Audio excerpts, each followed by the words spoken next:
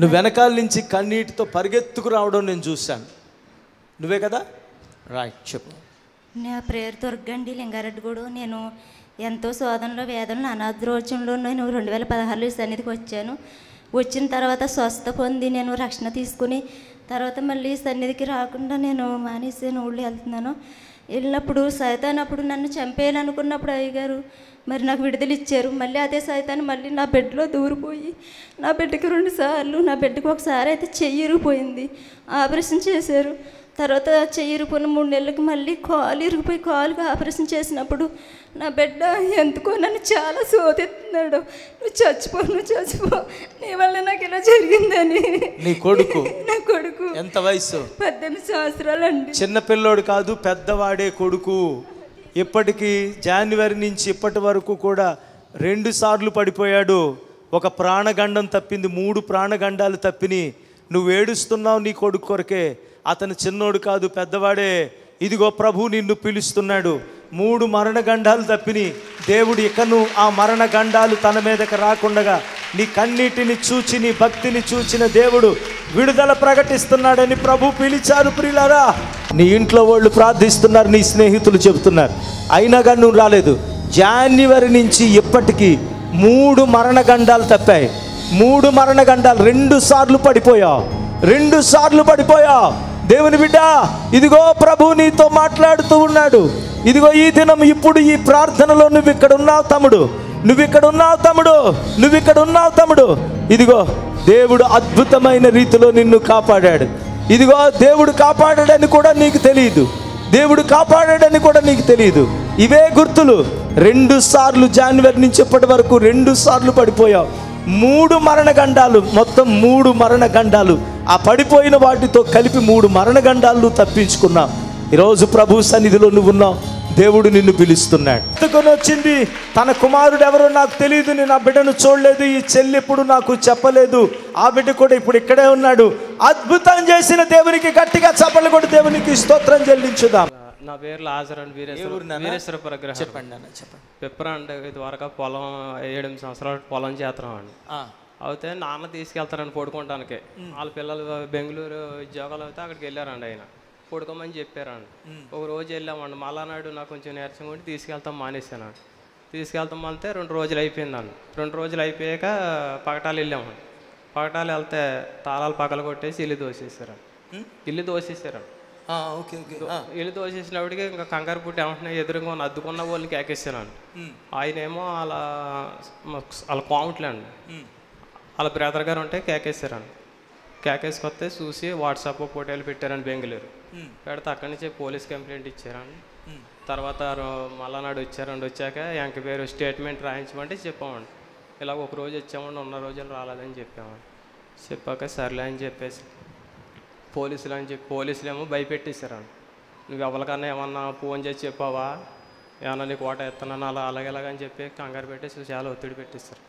ఒత్తిడి పెట్టేస్తే ఇదేంటి తండ్రినైనా మొన్న గేదెలు బాగా అయిపోయి డిసెంబర్ నెలలో గేదెలు బాగా కాలిపోయి 3 గేదెలు కాలిపోయినాయండి, 2 చచ్చిపోయినాయి. మొన్న శోధన ఇప్పుడు ఇదేంటి తండ్రినైనా మనం ఎలా చేయకోండి, ఇలాగా మన వేదన ఎంత వచ్చిందని చెప్పి బాధపడుతా ఏడుతాని ప్రార్థన చేసి అలాగ అన్ని గారు కొంచెం పెళ్ళి 7 వారాలు కొంచెం పెళ్ళి వెళ్ళి సాక్ష్యం చెప్పుకుంటానని అనుకో. కీడు కొట్టివేయబడింది. అవునండి గారు. దేవుని బిడ్డలారా, నీకు తెలియని వెంబడిస్తున్నటువంటి కీడు పరిశుద్ధాత్మ దేవుడు మాట్లాడాడు. నా మీద దొంగతనం నేరం మోపబడింది, నేను ఆ నేరముతో బాధపడుతున్నాను, నేను నిరపరాధిని, అది నేను చేయలేదు. ఎవరా కుటుంబం? యేసు నామములో దేవుడు నిన్ను పిలుస్తున్నాడు, రా ముందుకి.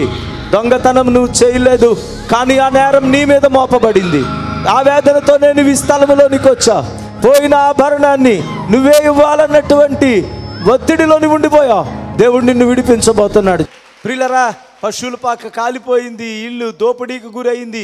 అలాంటి వేదనలో ఏం చేయాలో అర్థం కాక ఈ సమస్యలు ఎందుకు వస్తున్నాయి, ఇలాగ ఎందుకు జరుగుతున్నాయి, ఈ కేసు ఏమవుతుందో నా మీదకి వస్తుందేమో అనుకున్న పరిస్థితుల్లో వెంటనే ప్రభు మాట్లాడారు. దేవుని బిడ్డలారా, కుంచెనపల్లి సన్నిధికి వెళ్ళిపో. దేవుని సన్నిధికి రాగా కీడంతా కొట్టివేయబడింది. మరొక బిడ్డతో మాట్లాడాడు. జనవరి నుంచి ఇప్పటి వరకు ఉన్న మరణగండాలు, కీడులు యేసు నామములో ఈ సంవత్సర వాగ్దానము కింద అవి కొట్టివేయబడ్డాయి. ఆశీర్వాదములు దేవుడు నీకు అనుగ్రహించాడు. 3 రోజుల నుంచి మామూలుగా ఆలోచనలు సరిగా ఉండలేదండి. ఆమేన్. నువ్వే నాకు తెలుసు. Praise the Lord. దేవుని బిడ్డలారా, ఎంత అనుకున్న చెడ్డ ఆలోచనలతో సతమతం అయిపోతున్నావు. చెల్లమాని తమ్ముడు అని వేలు పెట్టి చూపించాడు ప్రభు. నా ప్రార్థన చేయాలనుకుని ప్రార్థనాత్మ కొరకు నేను పరితపిస్తూ ఉన్నాను. ఎప్పుడు ప్రార్థన చేద్దాం అనుకున్నా నా దృష్టి, నా తలంపులన్నీ చెడిపోతున్నాయి అన్నయ్య. భయంకరమైన ఆలోచనలతో నేను చాలా పోరాటం చేస్తున్నాను. భయంకరమైన ఆలోచనలతో నేను చచ్చిపోతున్నాను. భయంకరమైనటువంటి ఆలోచనలతో సతమతమైపోతున్నాను. ప్రార్థన చేయలేకపోతున్నాను. కనులు మూసినా తెరిచినా అయ్యో భరించలేని ఆలోచనలు నన్ను వెంటాడుతూ ఉన్నాయి. స్టిల్ ఇప్పుడు కూడా నువ్వు అదే ప్రార్థన చేస్తున్నావు చెల్లి.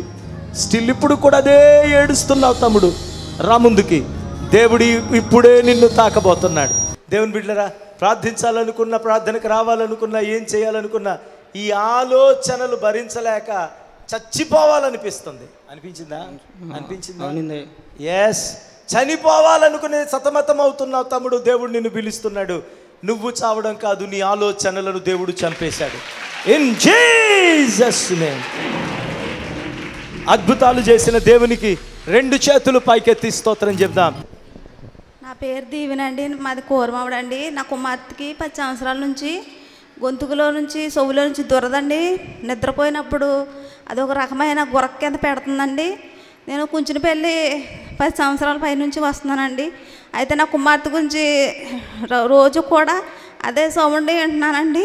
ఎంతగానో ఏడుస్తాను, నిత్యం బాధపడతాను. నిత్యము ప్రార్థనకు వస్తాను. కొంచెం పెళ్ళి రోజు ప్రార్థన చేసుకుంటాను.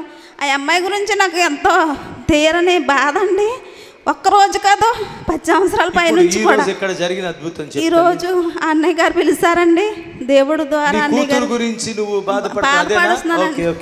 Praise the Lord. దేవుని బిడ్డరా, ఒక బిడ్డ కొరకు, ఒక ఆడబిడ్డ కొరకు నువ్వు బాధపడుతున్నావు. నువ్వు భయపడకు, దేవుడు నీతో మాట్లాడుతున్నాడు. ఒక తల్లి తన బిడ్డ చనిపోతాదన్నటువంటి కలలు, ఆ బిడ్డను గురించి, బిడ్డ ఆరోగ్యంగా ఉన్నాడు, బిడ్డకేమీ భయం లేదు, ఉన్న కొద్దిపాటి అనారోగ్యం అది పెద్ద సమస్య కాదు.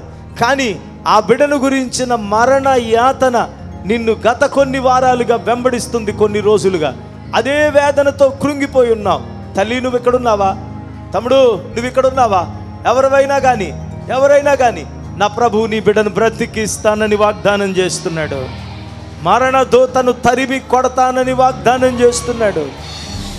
శాశ్వతంగా దేవుడు విడుదల పరచబోతున్నాడని చెప్పారు. ఆ తల్లి, ఈ తల్లే. దేవుడు మాటిచ్చాడు. అద్భుతమైన 10 సంవత్సరాల తన వేదన నాతో ఎప్పుడు చెప్పలేదు, మాకెవరికి ఆ సమస్య తెలీదు. 10 సంవత్సరాల నుంచి ఇక్కడికి వస్తున్న తన వేదనను ఈరోజు పేరు పెట్టి దేవుడు పిలిచి అద్భుతంగా విడుదల పరిచాడు. Praise the lord. B Ravikumar, మేలుకొలుపు స్వరము, Emmanuel healing home ministries, 2nd Street, Gandhinagar, Nidadavol, west Godavari district, Andhra Pradesh. Our pin code 534301. Our email ID melukolupu.swaramu@gmail.com. Our cell number 7675988763. మా చిరునామా డాక్టర్ బి రవికుమార్, మేలుకొలుపు స్వరము, ఇమ్మానుయేలు స్వస్థత గృహ పరిచర్యలు, గాంధీనగర్ 2వ వీధి, నిడదవోలు, పశ్చిమ గోదావరి జిల్లా, ఆంధ్రప్రదేశ్. మా పిన్ కోడ్ 534301. మా ఇమెయిల్ ఐడి melukolupu.swaramu@gmail.com. మా సెల్ నెంబర్ 767598887688.